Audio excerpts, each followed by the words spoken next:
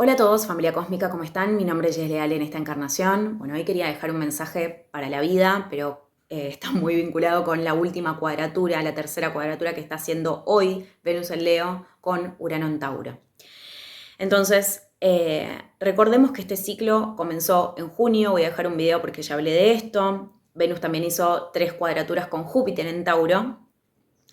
Y bueno, este planeta, Venus, recordemos que en su alta frecuencia representa los deseos del alma, tiene que ver con nuestra conexión con el amor propio, el valor que nos damos a nosotros mismos, lo que valoramos allá afuera y por ende también representa los vínculos que está ligado con todo esto, con todo lo anterior. Y también a Venus se la asocia con los recursos, ¿sí? Con temas recursos.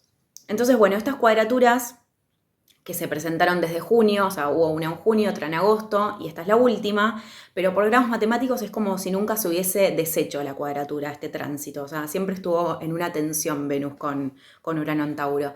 Entonces esto tenía que ver con grandes cambios, en muchos casos muy disruptivos, muy sorpresivos, cosas que podíamos, que se pueden generar desde adentro, pero también escenas que la vida puede traer externamente.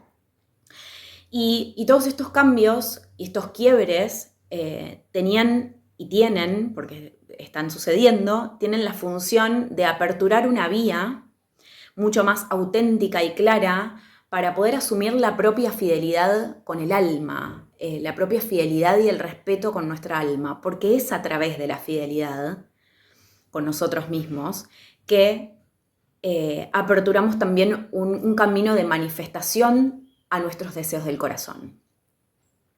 Entonces, en muchos otros videos he dicho que he explicado cómo la creación o la manifestación de estos deseos del alma es un proceso evolutivo. O sea, nuestros deseos del alma siempre nos llevan a abordar un proceso evolutivo, por eso muchas veces toman tiempo, no por el tiempo en sí mismo.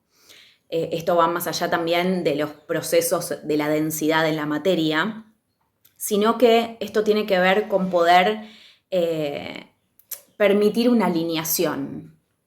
Y también sabemos que en la experimentación necesitamos muchas veces atravesar diferentes tipos de experiencias dolorosas, placenteras, experiencias diversas para poder conocernos a nosotros mismos y permitir esta alineación.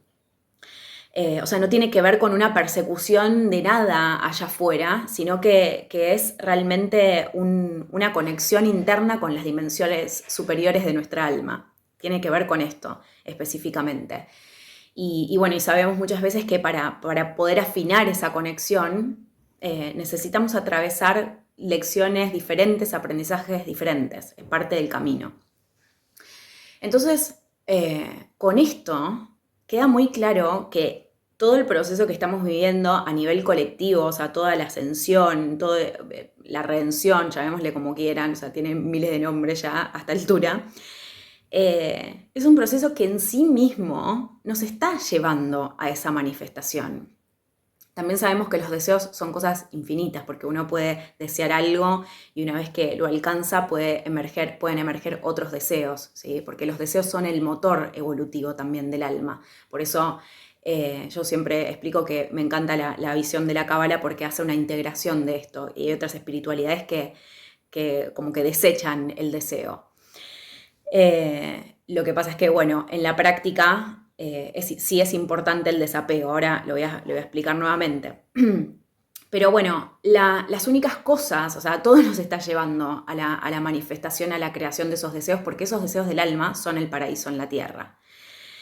Entonces, lo que nos puede dar la percepción, porque esto también es una ilusión, o sea, la percepción de que estamos impidiendo esa manifestación o que se está retrasando esa manifestación, son nuestras resistencias. Y las resistencias pueden emerger usualmente, una por identificaciones con los deseos del ego, o sea, identificaciones con deseos que no responden a los del alma. Y por otro lado, las resistencias también pueden aparecer por estar apegados a la manera en la que yo quiero que se desenvuelva el proceso. Es decir, a resistir cómo se están presentando las cosas en nuestro propio camino. Entonces ahora voy a poner un ejemplo. Una persona que estuvo en vínculo mucho tiempo, vamos a suponer que con estas movidas de Venus, que esto pasa un montón, se terminó ese vínculo, ¿sí? Y esa persona entendió que ese vínculo ya no era más evolutivo y la relación se terminó. Entonces, bueno, ahí puede emerger un dolor natural de asumir un duelo por una muerte que es simbólica, pero es una muerte para el ego.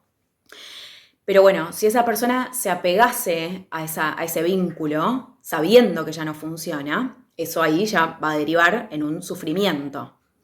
Y entonces muchas veces en esos casos el ego, o sea, apegado a su deseo, no percibe que después de esa situación quizás la vida le está llevando a vivir situaciones mucho más estimulantes o que está a punto de conocer a su alma gemela o etcétera. ¿Sí? Pasa mucho esto cuando el ego se desconecta. Entonces, es muy importante entender también que los periodos de contracción no duran para siempre. No duran para siempre. O sea, siempre que hay una crisis, después va a venir un momento de expansión si uno se abre a fluir con eso. O sea, si el periodo de contracción dura y dura y dura por mucho tiempo, es porque hay una resistencia al propio camino del alma. Entonces, bueno, voy a poner otro ejemplo. Una persona que se estuvo dedicando mucho tiempo a X trabajo, a hacer X cosa, y de repente eso le deja de funcionar en temática, en relación a los recursos, deja de funcionar. Entonces llega una crisis para que esa persona pueda descubrir cuál es su verdadero propósito, ¿sí? Muchas veces. Pero bueno, si hay un apego a eso, como el mismo ejemplo que di antes, eso va a traer sufrimiento y va a generar una resistencia a poder seguir fluyendo con el camino. Y algo que también que quiero agregar es que nunca hay tiempo perdido. Nunca hay tiempo perdido en experiencias anteriores, nunca. O sea, no hay nada que haya sido en vano, porque todo lo que experimentamos anteriormente siempre tiene una influencia al propósito del alma, directa o indirectamente, ya sea por cosas que ya no sabemos que no queremos hacer o que no queremos repetir, o porque adquirimos un aprendizaje o un conocimiento que es funcional luego a la próxima fase del camino, ¿sí? Entonces no hay tiempo perdido. Todo sirve, al fin y al cabo. Y con esto, para ir cerrando un poco la idea, creo que es muy importante entender que las fuerzas superiores, Dios, todo nos está llevando al lugar donde en el fondo siempre quisimos estar. Solo que este lugar es un estado de la conciencia que emerge desde dentro y luego se proyecta fuera en nuestra realidad. Por lo cual, el gran laburo que hay que hacer, bueno, no solo labrar en nosotros mismos en general, no solo reequilibrar nuestra energía, sino también desapegar de las formas y los tiempos en los que yo quiero que las cosas se desenvuelvan. Ese es uno de los mayores laburos que tenemos. Y por otro lado, quería agregar algo que ya vine hablando, el propósito espiritual. Voy a dejar ese video en la descripción. Porque bueno, el propósito del alma refiere a experiencias y aprendizajes y vivencias que tenemos que atravesar, ¿sí? En esta encarnación. Tiene que ver también con los deseos del alma y tiene que ver con la misión, es decir, la función energética que venimos a cumplir y el desarrollo en potencial de esa función energética. Por lo cual todo esto está completamente conectado. Desde mi perspectiva no se puede fragmentar. Entonces, el camino del servicio, que es el momento en el que recibimos el llamado al servicio y empezamos a tomar decisiones y acciones para alinearnos con ese llamado. Esta parte también es muy importante.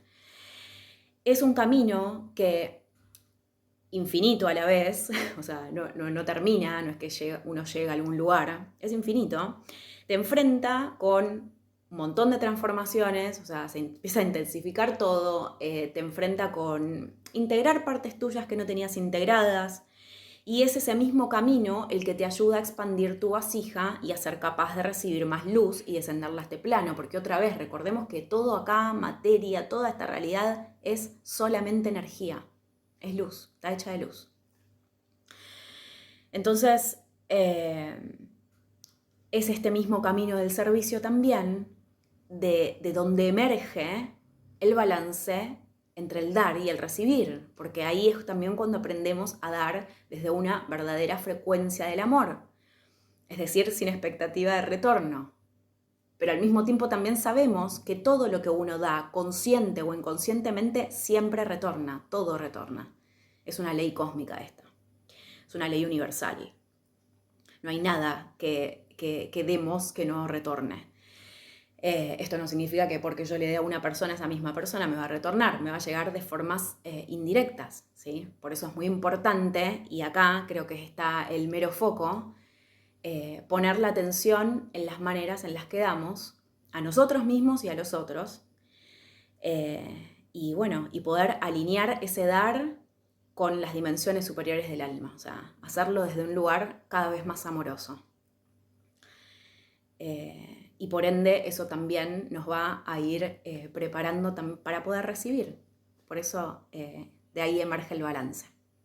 Así que bueno, familia, lo voy a dejar acá. Les mando un gran abrazo a todos y nos vemos en el próximo video. Chau, chau.